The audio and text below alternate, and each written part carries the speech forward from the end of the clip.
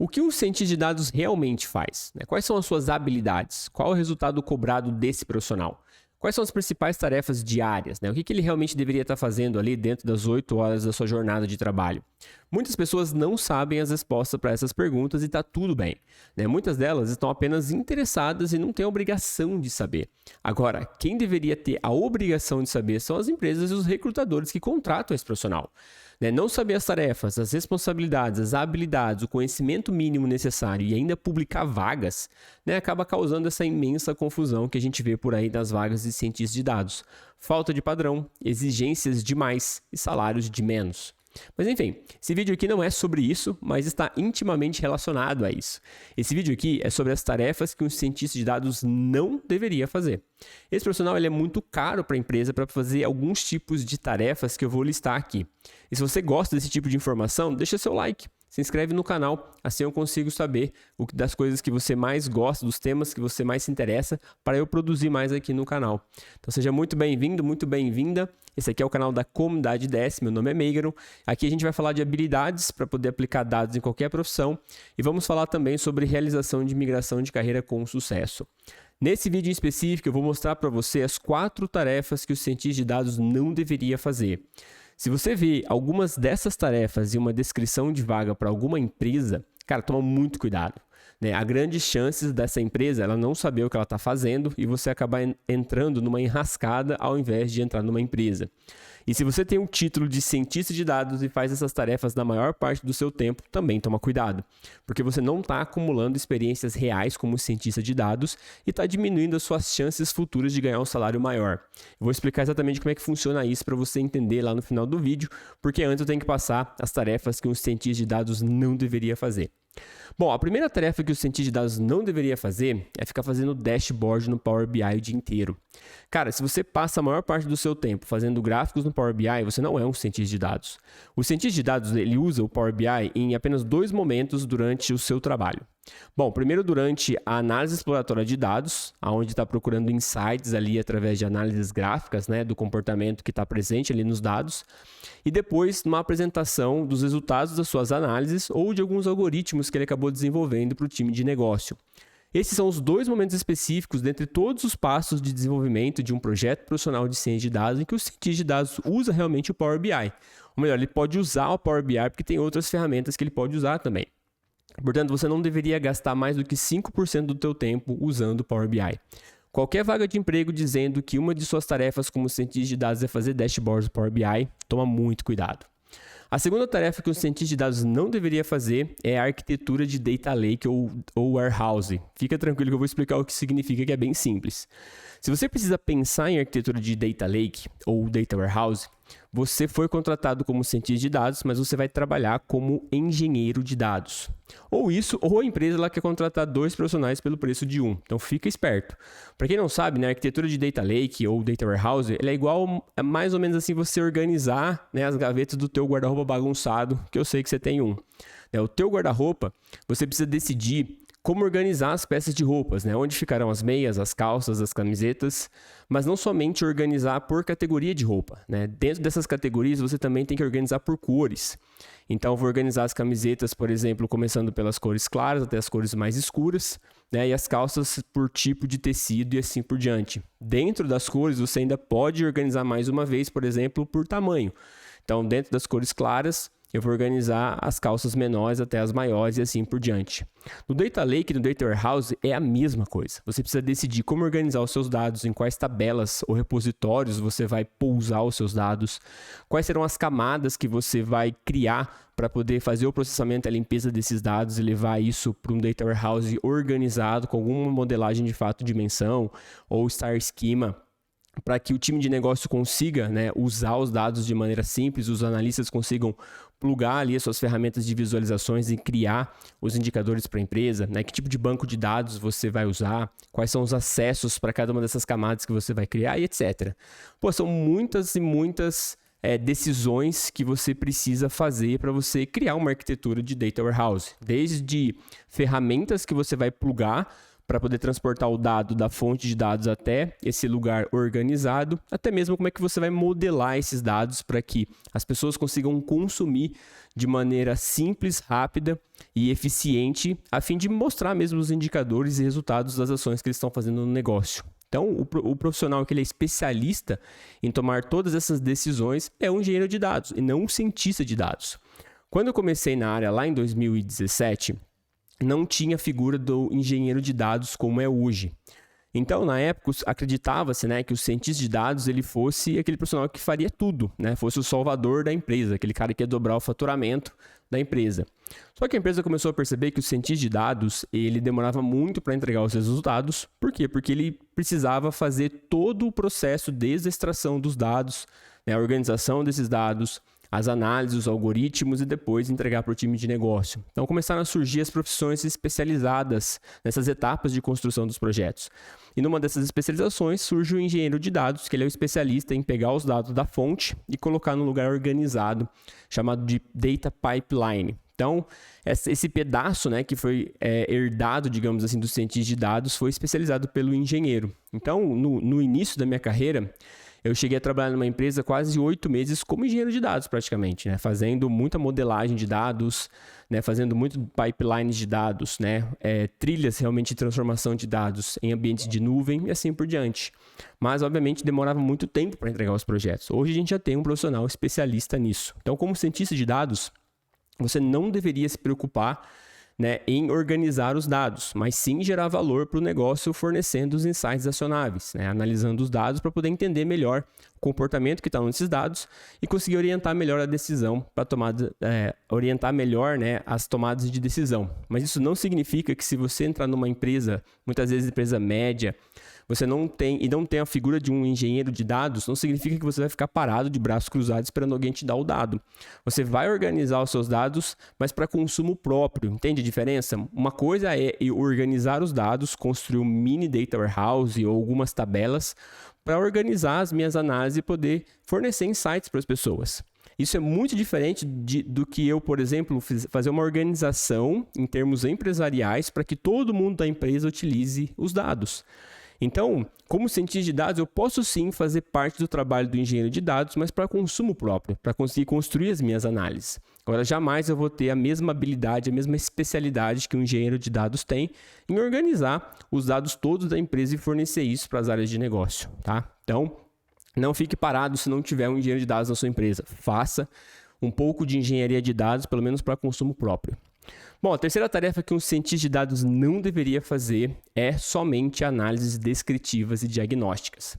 Se você analisa os dados somente para descrever o fenômeno que você está observando ali, ou diagnosticar as razões dos números terem aumentado ou diminuído, você também não é um cientista de dados. Existem basicamente 4 tipos de análise: a descritiva, diagnóstica, preditiva e prescritiva.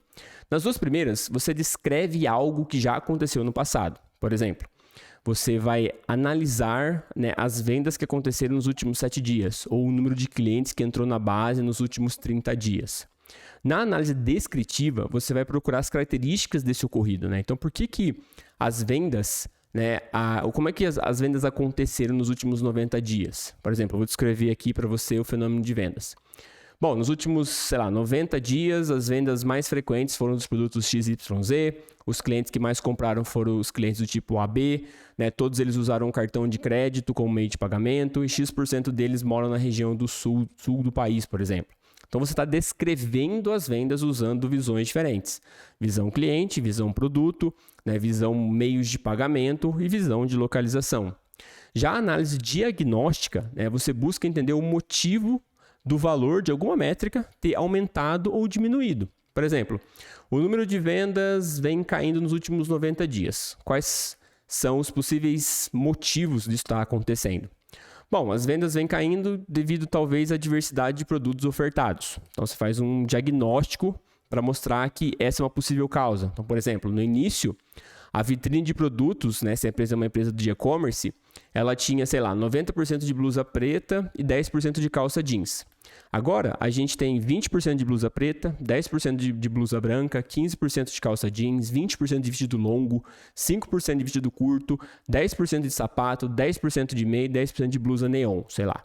Então, uma hipótese é que a diversidade desses produtos ele não agradou o público e o marketing também não conseguiu atrair novos públicos para comprar esses novos produtos. Então, você fez um diagnóstico do porquê que as vendas elas vêm caindo. E os fatores da causa dessa venda podem ser inúmeros, pode ser interno, mas também pode ser externo. Então, como cientista de dados, você precisa fazer sim as análises, né, descritiva e diagnóstica, mas você também precisa fazer as preditivas e as prescritivas. Na preditiva, você precisa treinar os algoritmos, que eles são capazes de prever valores de métricas no futuro, como por exemplo, sei lá, qual será o número de vendas nos próximos 30 dias? E na análise prescritiva, você vai recomendar, vai fazer orientações acionáveis com base nesses insights que você analisou, nesses cenários futuros que você criou, para poder orientar melhor a tomada de decisão. Então, você precisa passar a maior parte do tempo no seu trabalho fazendo análises preditivas e prescritivas, muito mais do que as diagnósticas e as descritivas, porque essas análises são muito mais análises para um analista de dados e não para um cientista de dados.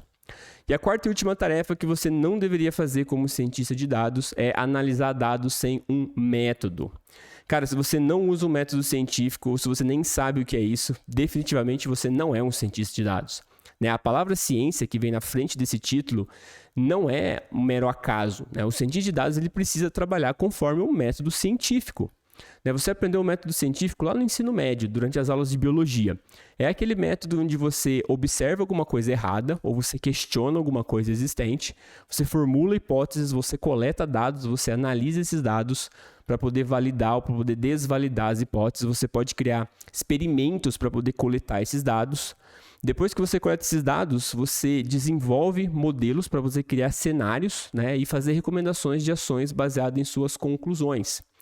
Então, quando a gente lembra da história do Newton, quando ele pensou na gravidade, se você pensar um pouco na historinha, ele fez o método científico. Então, ele observou a maçã caindo lá da macieira. Se essa foi a história real, obviamente não é a história real, mas as pessoas contam assim. Então, ele observou a maçã caindo lá da macieira. Então, ele questionou por que aquilo aconteceu. E ele levantou algumas hipóteses. Uma delas era que existia uma força que puxava a maçã em direção à Terra. Aí ele foi lá e criou um experimento. Ele fez várias maçãs caírem de diferentes alturas e coletou dados, onde ele coletou, por exemplo, as alturas que as maçãs caíam e o tempo que elas levavam para cair, por exemplo, no solo.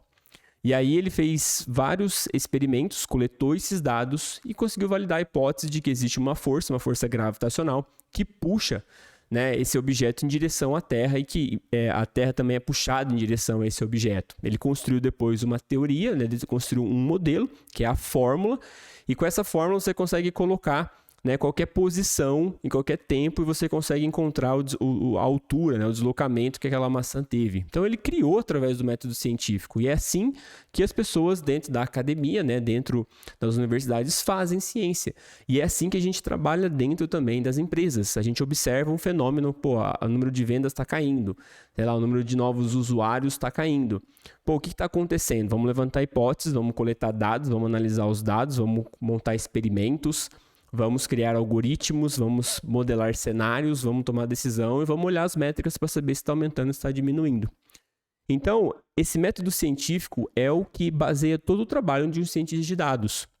E muitas pessoas ignoram esse fato. Quantas vezes eu já peguei durante os processos seletivos, avaliando candidatos para essa posição de cientista de dados, que fazem os cases técnicos das empresas sem a menor ideia de seguir esse método científico. Então a pessoa começa explicando assim, olha, no meu projeto aqui, eu usei esse algoritmo, eu usei esse método e tive esse resultado. Aí a pessoa começa a explicar como é que o método funciona, como é que a rede neural funciona, mas a pessoa esquece de elucidar qual foi o problema, quais são as hipóteses dele, quais foram os dados que ele analisou, ele validou ou desvalidou aquela hipótese, o que de insight ele gerou a partir daquela análise, que poderia ser um acionável para o time de negócio tomar a decisão.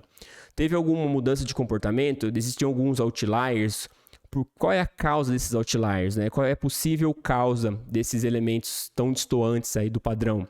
né? Qual algoritmo ele treinou, para que ele treinou isso, para criar que tipo de cenário futuro, né? Quais são os cenários futuros que ele criou a partir desse modelo, quais as métricas que validam isso, né? Qual é o retorno financeiro estimado desse algoritmo se ele fosse usado pelas pessoas de negócio. Então falta muita coisa para os candidatos, né? Eles ficam muito focados nas ferramentas, explicando os algoritmos, achando que isso vai trazer conhecimento ou vai trazer algum tipo de percepção do conhecimento dele, e se esquecem do básico, de utilizar o método científico para resolver os problemas. Desde o meu primeiro emprego, né, o meu pensamento sempre foi fazer um bom trabalho que gerasse resultado para as empresas, né, e que eu pudesse usar esses resultados como trampolim para uma próxima oportunidade. Então, quando eu explico essas tarefas que o cientista de dados não deveria fazer, é muito mais para trazer para você essa percepção de que as tarefas que a gente realiza no nosso trabalho hoje, elas vão servir de argumentos para o recrutador da próxima empresa. Então, por várias vezes no dia, né, enquanto eu estou trabalhando, eu sempre fico pensando se as tarefas que eu estou realizando aqui, né, elas serão bons argumentos para eu dizer para o recrutador da próxima empresa. Né? Quando eu estiver no processo seletivo para o novo emprego, que está pagando um salário maior, muito maior que o meu atual, que está oferecendo home office, que tem um plano de saúde melhor, que tem um valor de vale-refeição maior, né? Tem condições melhores de trabalho, que pode melhorar muito a minha vida financeira, quando eu estiver diante dessa excelente oportunidade, o que eu vou dizer para o recrutador? Né? Será que vai ser convincente o que eu vou dizer para ele? O suficiente para conseguir passar no processo seletivo? Será que as experiências que eu estou tendo agora, elas são fortes e relevantes o suficiente para conseguir a vaga na próxima oportunidade? Será que você realmente está construindo, né, um grande trampolim para dar saltos cada vez maiores na tua carreira? Ou o trampolim que você está construindo agora vai deixar você dar um salto tão baixo que nem vai mudar nada salarial na sua vida? Você vai ganhar dentro do mesmo patamar que você já está ganhando. Então pensa nisso. Pensa no teu trabalho como se fosse a construção desse trampolim. Quanto mais experiências relevantes você tiver, maior o seu trampolim, e com o maior trampolim você vai saltar mais alto. Se você estiver trabalhando em tarefas que não agreguem diretamente para a sua profissão, teu trampolim vai ficar menor e o teu salto vai ser praticamente insignificante, você vai continuar no mesmo nível que você está hoje. Então, pensa nisso, pensa no trabalho de uma outra forma. Se você gostou então desse vídeo, deixa seu like, se inscreve no canal, a gente se vê no próximo. Até mais.